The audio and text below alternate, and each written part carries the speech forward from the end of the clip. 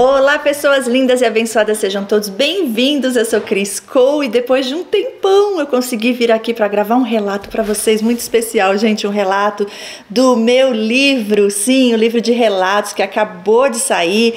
Eu já tenho as 100 primeiras cópias comigo, estou aos pouquinhos mandando para vocês por correio. Quem quiser o e-book, eu vou deixar o link também aqui abaixo na descrição. Quem quiser a cópia, o livro impresso, manda mensagem para mim no privado, no meu WhatsApp, esse número que está aqui abaixo, que aí a gente faz o possível para enviar o mais rápido para você. Agora, gente, eu quero falar para vocês que nesse livro nós temos relatos poderosos e inéditos, nunca lidos aqui no canal. E eu decidi trazer para vocês hoje um deles de primeira mão, primeira vez aqui no canal.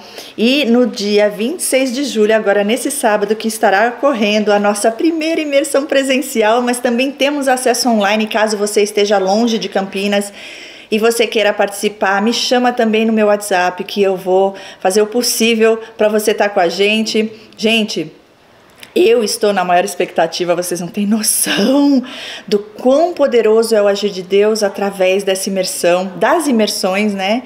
Eu sempre digo que os vídeos aqui no canal, tudo que a gente passou, Deus transforma em bênção.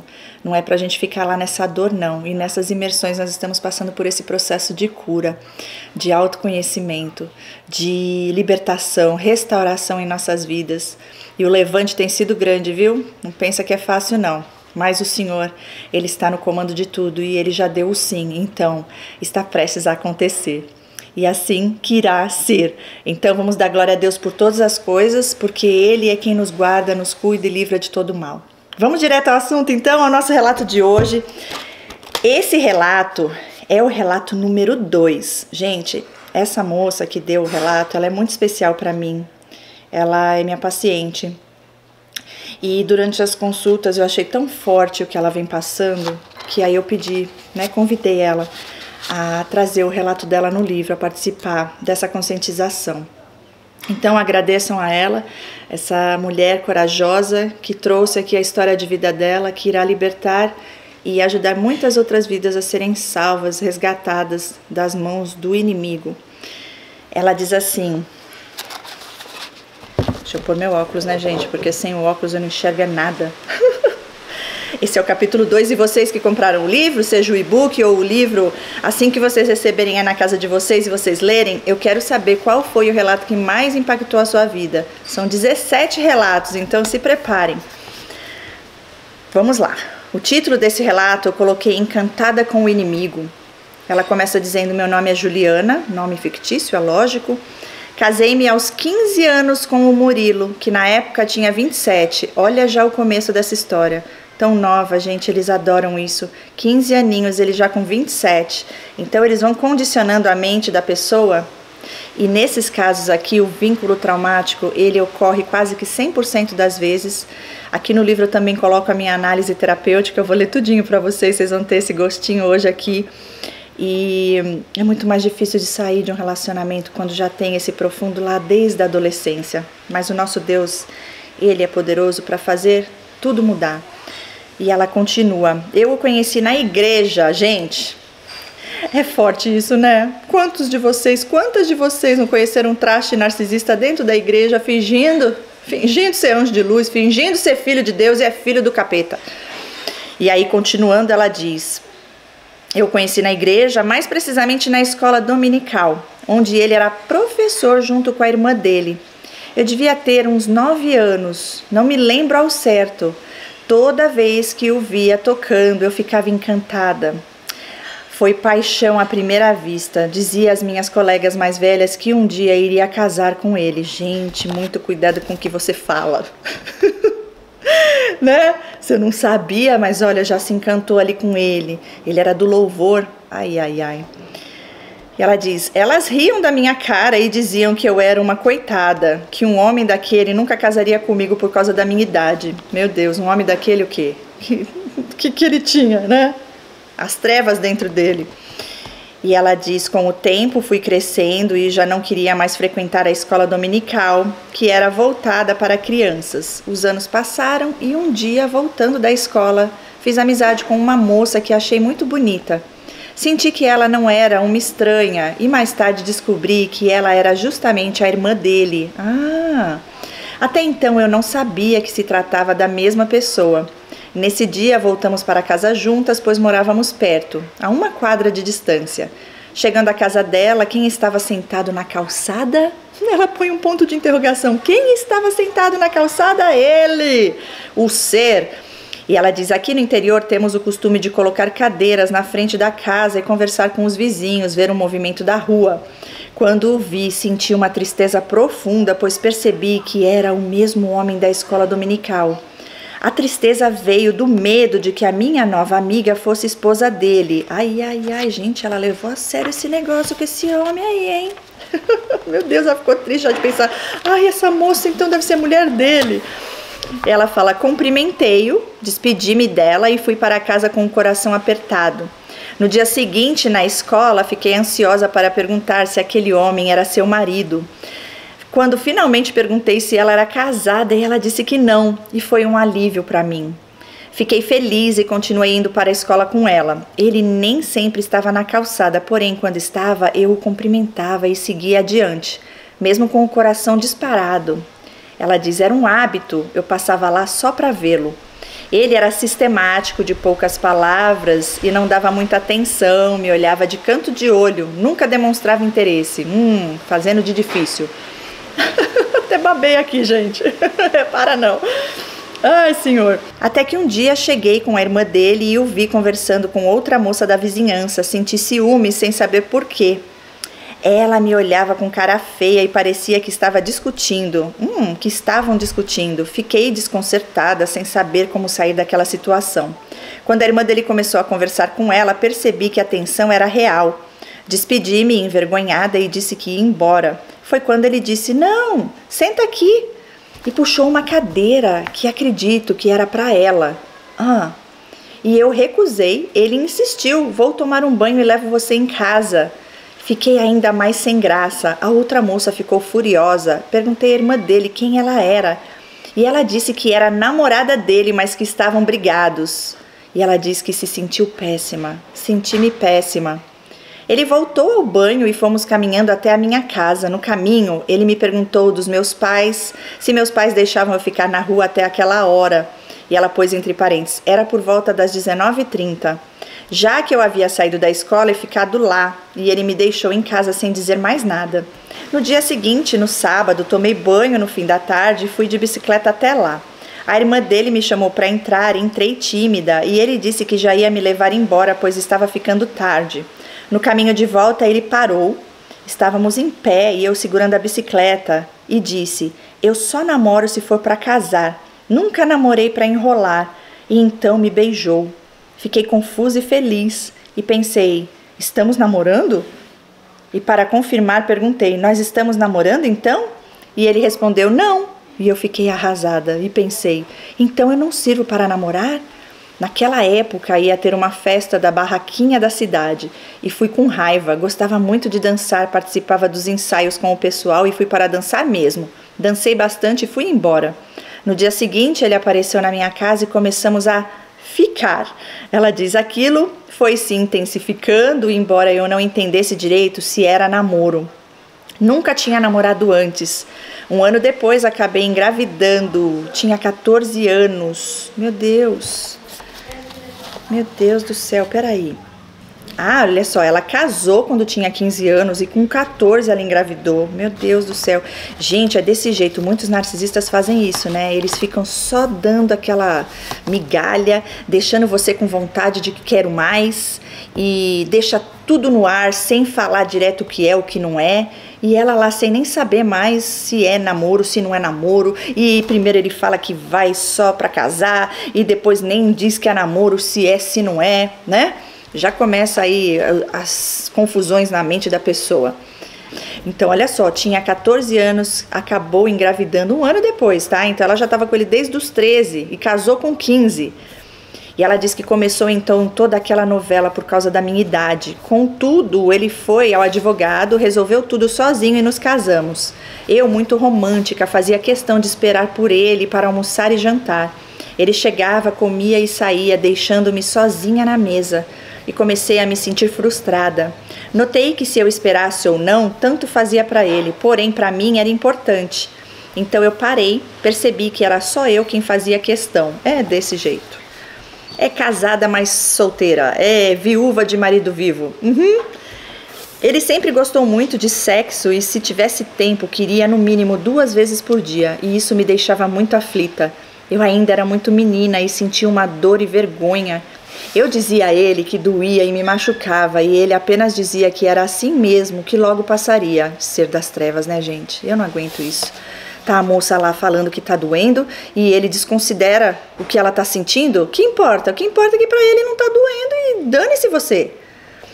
Comecei a tomar nojo do sexo e quando eu reclamava, ele me forçava. Meu Deus do céu, e eu chorava, pedia para parar, dizia que estava doendo. E ele não me ouvia. Foram vários meses assim, comecei a entrar em pânico toda vez que anoitecia, porque eu sabia que aquilo ia acontecer de novo. Gente, isso aqui já é abuso sexual, né? Eu tinha pavor da noite, chorava e não conseguia dormir direito, aceitava tudo, pois sentia muito medo dele. Ele era ignorante, sistemático, até que a minha barriga, já avançada pela gestação, me impedia de manter relações. Quando a minha filha nasceu, senti um alívio. Eu passava o tempo todo com ela, não me afastava por nada. Ela se tornou o meu refúgio. Contudo, não tive escapatória. Antes mesmo de completar os 45 dias de repouso, ele voltou a me importunar. Eles não respeitam. A cicatriz da cesariana ainda estava muito recente e mesmo assim ele fez o que queria. Gente, ser das trevas, eu não me aguento. Com o tempo comecei a questionar a Deus por que ele era tão ignorante comigo. Nunca compartilhei com ninguém o comportamento dele, tinha medo de falar. Eu mesma me respondia, é o jeito dele, ele é assim mesmo. E coloquei isso na cabeça como uma forma de sobreviver. Isso é a dissonância cognitiva. Conforme os anos passaram, compreendi que eu não era obrigada a permanecer naquela situação nem a satisfazer suas vontades. Passei a dizer não. Eita, cadê minha bandeira? Hoje eu não tenho bandeira, vocês imaginem aí, mas eu gostei da atitude. Passou a dizer não. Ixi, narcisista não gosta de ouvir não. E foi então que ele iniciou as ameaças. Aí ela põe entre aspas assim, a mulher deve ser submissa ao marido. Isso é pecado, viu? A mulher foi feita para o gozo do homem. Você está pecando. Vai se lascar, ô seu narcisista das trevas, distorcendo a palavra de Deus. Quem tu pensa que é? Eu não me aguento, gente. E ela diz, essas palavras me feriam profundamente. Eu acreditava estar cometendo um grande erro. Meu Deus, ele era meu marido. Como eu poderia negar? E vivi muitos anos com esse peso na alma. Com o passar do tempo, as ameaças mudaram de forma. Além dos discursos, ele passou a dormir fora do nosso quarto toda vez que eu mencionava estar cansada, mesmo cuidando de uma criança pequena. Ele se recolhia em outro quarto e eu o seguia. Fui ensinada que a mulher precisa ser sábia, que jamais deve permitir que o marido durma sozinho, que deve ser submissa. Eu pegava as minhas coisas e ia dormir ao lado dele. Nunca o deixava só. E ainda pedia desculpas. Gente do céu, ele me ignorava, ficava dias sem falar comigo direito, até que, por fim, aceitava as minhas desculpas. Gente, isso é muita humilhação, e eles fazem isso de propósito. Eu não me aguento. E ela dizia, então eu cedia, entregando aquilo que ele mais desejava. E eu sofria com dores de cabeça todos os dias da semana. Recordo-me de uma vez em que ele estava com o semblante fechado há dias. Mesmo assim, me chamou para sair. Eu fui. Mesmo sem entender, entrei no carro e ele permaneceu em silêncio. E perguntei, para onde estamos indo? E ele não respondeu.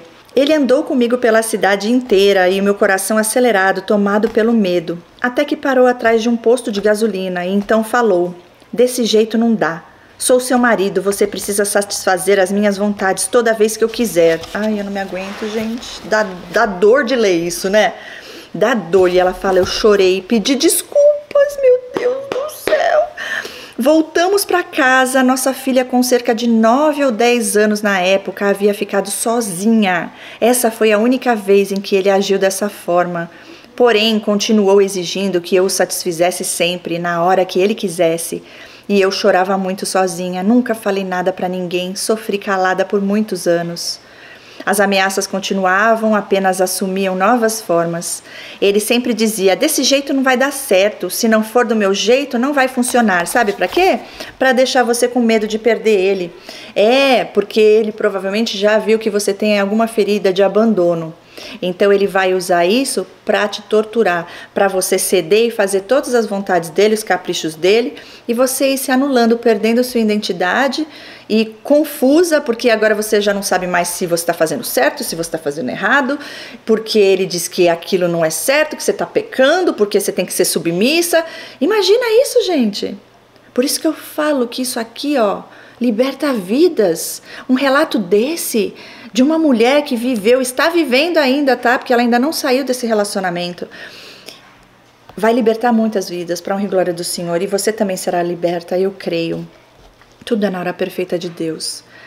E ela continua, foram anos ouvindo isso, até que uma amiga psicóloga, especialista em transtornos de personalidade de mães narcisistas, comentando sobre abusos, disse algo a respeito da relação entre marido e mulher que me chamou a atenção. Olha aí, Deus agindo através da vida dessa sua amiga. Comecei a investigar o assunto e conheci a Cris Cole. Glória a Deus! Que falava abertamente sobre o tema. Passei a levar tudo o que eu ouvia para minha amiga psicóloga, buscando entender se aquilo que eu vivia era ou não um abuso. Claro que sim. E chegou um momento que eu me questionei, meu Deus, me perdoe, será que é isso mesmo? Será que ele é isso? Afinal, ele nunca me xingou, nunca me bateu. Contudo, os sinais ficaram cada vez mais nítidos. Houve um dia em que surtei. Não com ele, mas comigo mesma. Estava no meu limite por causa de uma situação que ele havia causado. Liguei para essa amiga psicóloga e ela me acalmou. Disse que eu precisava conversar com o pastor e relatar tudo o que vinha vivendo. Respondi que não sabia como simplesmente chegar e contar tudo e ela me disse, então ore, peça a Deus que Ele mesmo crie a situação ideal para você conseguir contar toda a verdade. Desliguei o telefone e eu estava dentro do carro, na rua.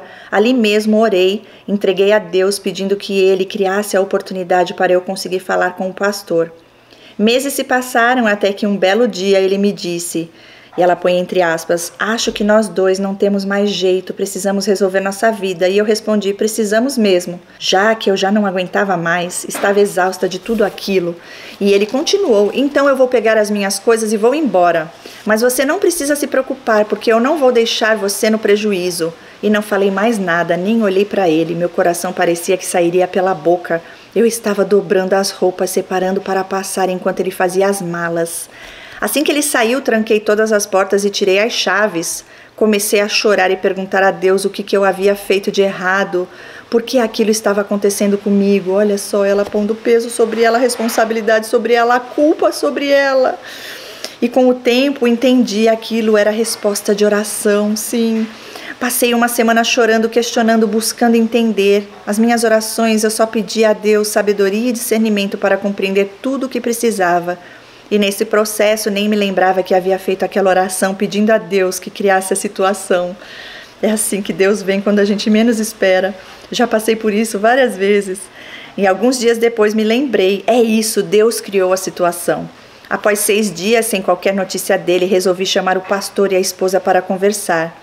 Relatei tudo o que consegui dizer naquele momento, contei que ele me obrigava a ficar com ele, que me pressionava de forma constante. E no fim da conversa o pastor perguntou, você aceita um encontro de reconciliação? E aí eu respondi, não pastor, o senhor não entendeu tudo o que eu te falei? E ele me olhou e disse, você está com o coração endurecido. Ai gente, isso que é o pior, né? Esse daqui deve ser um pastor narcisista. Eu não aguento, porque aí você pede socorro, e aí você busca no pastor, e aí você ainda escuta isso, né? Só faltou ele falar, você não está sendo submissa ao seu marido, você está em pecado. A mulher sabe edificar o lar? Sim, mas quando se trata de um marido narcisista, traste das trevas, é outra história, meu filho. Tu é um também? Ou tu não teve ainda a revelação de Deus? E aí ela diz, e eu sorri e disse, pastor, eu não quero mais viver assim, estou cansada, foram muitos anos dessa forma. E ele então perguntou, e o que você acha que a igreja vai pensar disso? Ah, que se lasque o que a igreja vai pensar disso, o que importa é Deus que vê todas as coisas. E eu respondi, ela diz, pastor, quem é a igreja? Eu não sou a primeira e nem serei a última. E outra, se o Senhor me disser que vou para o inferno se me separar, essa conversa acaba aqui agora. Gostei de ver. Eles foram embora, horas depois ele, o bonito, ela põe entre aspas, finalmente deu sinal de vida.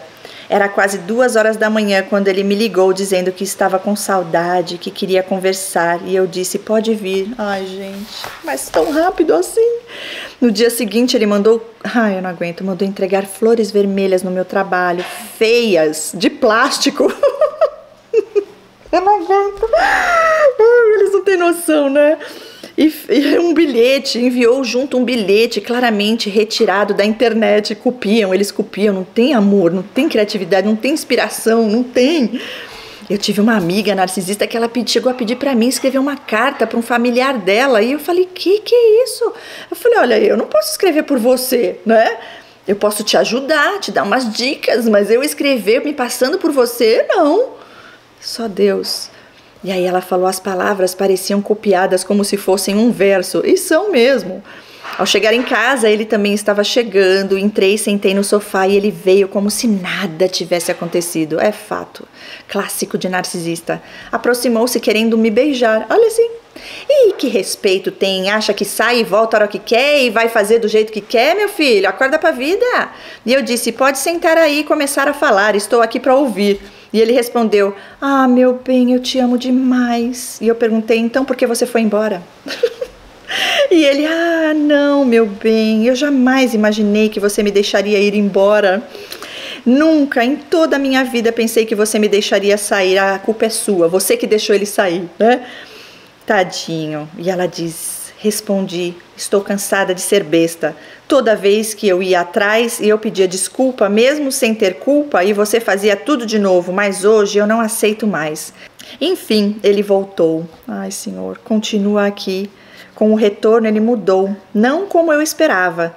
As manipulações também mudaram. Hoje ele já não fica ignorante comigo, contudo faz cara feia quando algo o desagrada. Minha filha, cara feia pra mim é fome. Vai comer, vai buscar alguma coisa pra comer na rua. E ela diz, pelo menos não vai mais para outro quarto. Se ele não gosta de alguma coisa, fica em silêncio por horas, às vezes por dias. E se estamos em algum lugar e ele se sente contrariado quando vamos embora, entra no carro e sai em alta velocidade. E isso tem acontecido com frequência. Ele não diz nada, apenas fecha a cara.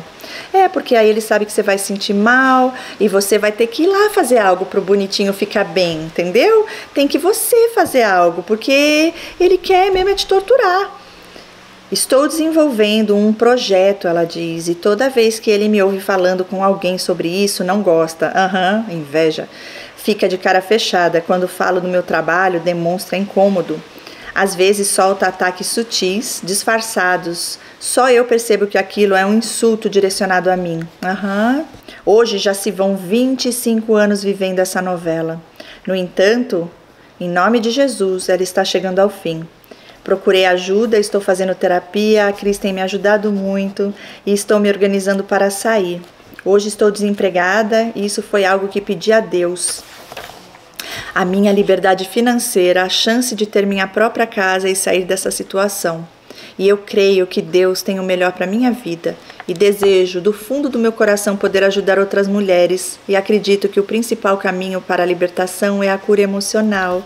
Que linda! Glória a Deus por sua vida. Que linda, gente, que linda. Essa mulher é linda, como muitas de nós, né? Que já passamos por algo parecido ou igual, ou ainda, algumas podem ainda estar vivendo isso, mas a certeza de que nós temos um Deus que é soberano e que quando nós buscamos o refúgio nele, ele nos dá essa revelação e é para nos libertar. E olha, ela já está sendo mais um instrumento do Senhor aqui na Terra. Quando eu falo das imersões, ontem eu estava orando, conversando com Deus e pensando, né, o curso de formação em terapeutas, as imersões, o canal aqui levando essa conscientização. É muito além do que você vir aqui e receber. Não, é Deus te capacitando, é Deus te transformando, te curando para você ser mais uma nesse exército de Deus aqui, para levar a cura, a libertação para as vidas que estão sofrendo aquilo que você está superando e já superou. Então é muito além disso que Deus está fazendo. E Deus me levantou com esse propósito. Por isso que o levante é tão grande, o inimigo fica furioso. Vocês não têm noção o que nós, da equipe que estaremos ministrando a imersão agora no sábado, estamos passando. Mas o nosso Deus tem nos dado livramento e tem provido todas as coisas. Então, não deixe passar essa oportunidade. Vem participar da cura emocional que estará acontecendo nesse sábado. Primeira imersão presencial no Brasil, que também estaremos colocando à disposição para vocês assistirem da casa de vocês, online. Então não tem desculpa não, gente. Vem, agarre essa oportunidade, porque vai ser lindo e poderoso. Hoje eu estava aqui terminando de editar todo o conteúdo que a gente vai estar compartilhando com vocês e eu já me emociono. Eu compartilhei ontem um dos louvores com uma pessoa da família e eu pude ver já o agir de Deus através do que o Senhor tem feito nessas imersões. E essa foi algo muito maior. Eu vim dos Estados Unidos, a Blanca veio de Nova York, também teve os levantes, nós vamos dar testemunho. A Meisa ainda está vindo do Sul, a Ana vai vir de Salvador, a Jaque do Litoral Santista e a Maria Helena está lá já pertinho de Campinas. Então eu quero saber de onde você estará vindo, se você está vindo presencial para estar junto com a gente, de onde você está vindo e se você estará online também. Eu quero saber de que lugar você está, porque muitos eu sei que nem estão no Brasil. Mas se tiver ou não tiver, eu quero saber. Coloque aí nos comentários. Fala, eu vou, eu quero. E se posicione, gente, porque o nosso posicionamento faz toda a diferença. Deus fala pra gente permanecer firme. E é na hora perfeita dele, quando você menos espera, que ele entra e ele faz acontecer. E eu creio que nessa imersão o chão vai tremer. E muitas vidas serão libertas. Vai ter cura, vai ter libertação, vai ter restauração, vai ter confirmação. Vai ter tudo que Deus já tem preparado para cada uma de nós. Deus abençoe grandemente. E antes, vamos lá, a minha análise terapêutica, né? Porque aqui no livro eu escrevi, então eu vou ler para vocês. Análise terapêutica da Cris Cole. Forte e impactante é tudo isso que essa mulher tem vivido, não é mesmo? Você se reconheceu em algum momento na história da Juliana? Quando Deus nos revela uma situação da qual não tínhamos clareza, é para nos libertar. E é também quando o processo de cura se inicia. Glória a Deus. Podemos observar o quanto fica mais difícil quando um relacionamento tóxico é vivido na adolescência, pois a pessoa está vivendo sua primeira vez em tudo. No caso dela, ele foi o primeiro namorado, o único homem com quem ela se envolveu, e isso tornou ainda mais fácil para ele moldá-la, de forma que ela se tornou uma pessoa perfeita para servi-lo e aceitar o inaceitável. Aí eu coloquei aqui como subtítulo Apoio e Acolhimento. Podemos ver que ela teve o suporte e foi aconselhada de forma correta por essa amiga psicóloga. E infelizmente vemos também que com os pastores ela não teve a ajuda necessária em seu momento de dor. Isso é algo que ocorre com frequência e que devemos estar cientes dessa triste realidade. Você já passou por algo assim também? Coloque aí nos comentários. Quando se abriu a buscar apoio e foi invalidada por alguém que fez você duvidar da sua própria realidade? O segredo é nos posicionarmos diante da verdade que nos liberta por meio da aliança que temos diretamente com a fonte da vida, nosso Criador. Creio que Deus nos permite passar por certas situações para aprendermos a depender dele por completo e buscá-lo antes de qualquer coisa ou qualquer pessoa. Agora eu vou falar sobre as consequências de dar uma segunda chance a um narcisista. Podemos ver que depois que ela se posicionou e passou a não aceitar mais todos os abusos, ele começou a usar outras táticas de manipulação para continuar a tortura psicológica. As consequências de todos esses anos debaixo do mesmo teto com o opressor levam a vítima a desenvolver quadros de ansiedade generalizada, ataques de pânico, doenças psicossomáticas, depressão e por aí vai. De qualquer forma, observamos que a sequela deste tipo de abuso se manifesta no adoecimento psicológico da vítima. No relato dela, vemos que os comportamentos dele somente confirmaram o fato de que ele não mudou e muito menos está buscando essa mudança. Se você nota indícios claros de abuso narcisista, precisa se fortalecer emocional e espiritualmente para sair de suas garras. Tentar salvá-lo não vai adiantar, porque ele não quer mudar. Por que é difícil sair desse tipo de relacionamento? Eu coloco aqui uma pergunta. Por ela ter começado esse relacionamento muito jovem e por carregar feridas emocionais de uma infância em uma família disfuncional, acabou desenvolvendo uma forte dependência emocional e financeira ao longo dos anos. Pessoas abusivas agem desse jeito propositadamente, enfraquecem suas vítimas para que elas pensem que não conseguem viver sem elas. Tudo é feito de forma calculada só para manter o poder e o controle sobre quem está ao lado. E agora eu vou falar sobre curando feridas emocionais, que é o título, da nossa imersão, a continuação, porque é um processo. Uma vez que buscamos em Deus as respostas para tanta confusão e exaustão, o Senhor nos revela e nos ajuda a sair dessa prisão. Mas tudo começa com esse despertar da consciência. Quando comecei a compreender o que eu tinha vivido com relacionamentos abusivos, fui buscar por mais conhecimento. Existiam muitas palavras que eu não conhecia, muitos termos técnicos que precisei estudar para entender de verdade do que se tratava. E por esse motivo quero explicar o significado de alguns termos que fazem com que suas vítimas fiquem muitos anos sofrendo, sem fazer a menor ideia do que está acontecendo. Prestem atenção que isso aqui é forte, gente. Lembra que eu falei do vínculo traumático? Eu tive esse vínculo traumático só com um narcisista, que foi o sociopata. Eu me relacionei com várias pessoas com transtorno de personalidade no decorrer da minha vida, até Deus me revelar. Na verdade, não foi só até Deus revelar, depois ainda, até hoje acontece, gente. Eles não acabam. A diferença é que hoje a gente se blinda, a gente sabe como lidar.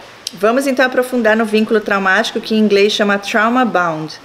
Um vínculo traumático é um laço emocional intenso que se desenvolve entre alguém e a pessoa que a machuca ou abusa dela. Isso acontece porque no meio do abuso, a vítima acaba ficando confusa, apaixonada, emocionalmente dependente, pois ao mesmo tempo que o agressor machuca, ele coloca um curativo e conforta. Um instinto de sobrevivência que encoraja a vítima a se submeter aos seus abusadores a fim de evitar ser ferida. A vítima é movida pelo medo das ameaças e se torna dependente do agressor por não ver uma saída. Esses sentimentos misturados fazem com que sair desse relacionamento tóxico pareça ainda mais difícil, mesmo sabendo o quanto é prejudicial. Esse vínculo é um dos principais motivos pelo qual a vítima não consegue ver a realidade da situação e romper o relacionamento. Agora vamos falar sobre o ciclo do dá e tira, o morde e assopra. Esse ciclo acontece quando o narcisista alterna momentos de carinho com momentos de crítica e desprezo. Esse vai e vem deixa a vítima confusa, insegura e cada vez mais dependente da aprovação do outro. É uma forma de manipulação para manter o controle sobre a vítima, o que a leva à dissonância cognitiva. Fica aquela dúvida, mas ele ao mesmo tempo que parece me amar, parece me odiar. Toda vez que a vítima decide sair do relacionamento por conta dos abusos, o abusador se transforma em um anjo doce e amoroso. A vítima acredita e tem esperança de que ele tenha realmente se arrependido e mudado, mas depois de alguns dias o ciclo volta. Então percebe-se que não houve arrependimento nem mudança de comportamento. O que houve foi uma tentativa de manipulação para manter a vítima sob controle e presa ao abuso. Dissonância cognitiva. A dissonância cognitiva é um estado de desconforto psicológico que ocorre quando as pessoas se deparam com informações ou crenças que contradizem suas atitudes ou comportamentos existentes. Esse desconforto, frequentemente descrito como ansiedade, pode levar as pessoas a buscar maneiras de reduzi-lo, como mudando suas atitudes, comportamentos ou justificativas. Um exemplo comum de dissonância cognitiva é o de alguém que sabe que fumar é prejudicial à saúde, mas continua a fumar. A dissonância ocorre porque a pessoa tem uma atitude, e ela põe entre parênteses, fumar é prejudicial, que contradiz com o comportamento, no caso de fumar. Então a pessoa sabe que é prejudicial, mas ela se comporta e continua fumando. Para reduzir a dissonância, a pessoa pode tentar justificar seus comportamentos, como dizendo que fumar não é tão ruim quanto as pessoas dizem, ou que todos morrem de alguma coisa. E quando entendemos que não temos o poder de mudar o outro, especialmente se a pessoa não faz nada para mudar, precisamos focar em nossa própria transformação. Devemos buscar nosso crescimento através do autoconhecimento, da palavra de Deus e de um processo de restauração profunda.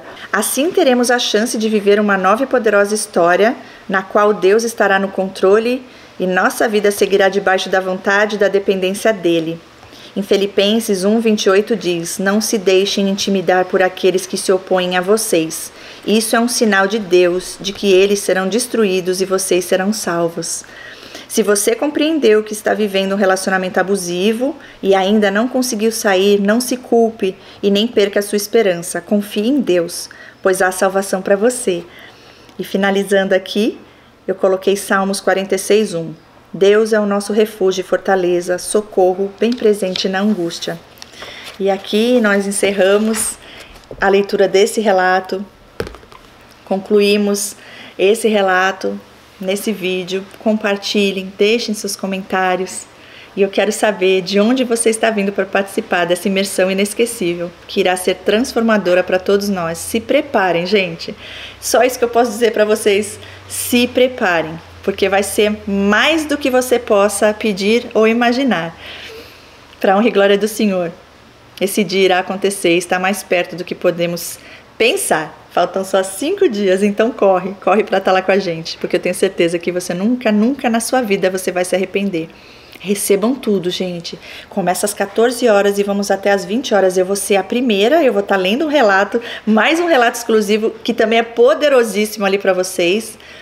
As meninas vão estar trazendo um conteúdo, como eu falei para vocês, eu já estava aqui me emocionando, porque eu vejo o agir de Deus, a presença do Espírito Santo em cada vídeo, cada coisa que vai ser transferida ali para vocês. E eu estarei encerrando, e vocês vão entender tudo que todas nós passamos, todas nós, incluindo vocês, no sentido desse processo que Deus nos permite passar. É só para os fortes, só para quem se posiciona mesmo e fala: eis-me aqui, Senhor, eu vou, eu quero, seja feita a sua vontade. A gente faz a nossa parte, aquilo que a gente não pode fazer, Deus faz, mas o que Ele já nos deu autoridade para fazer, Ele não vai fazer por nós não. Então bora vir para a imersão. Juntos somos mais fortes, gente. Deus abençoe, beijos no seu coração e até o próximo relato.